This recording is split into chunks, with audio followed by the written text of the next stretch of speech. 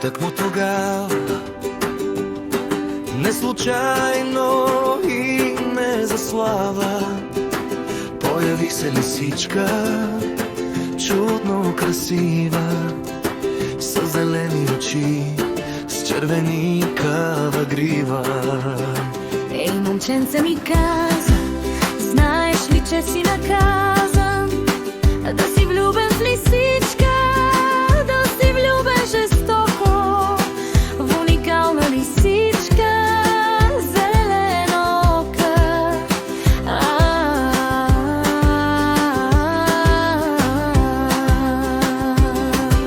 Радвам се, рекох, поиграй си с мене. С радост ми рече, ама съм неопитомена. Опитоми ме, моля те, но търпеливо, и ме обичай нежно, че съм чуплива. Той ми рече, таз, лисичка любима, и съвсем ме обрече да внимавам за трима, да ми се вържат 300 възлива в главата и незнайно защо да ми умекнат краката.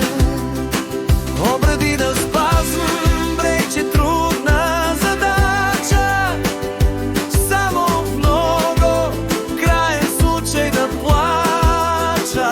И не гледай с очите, ми рече, аз със сърцето. И когато четеш, да е между редовете.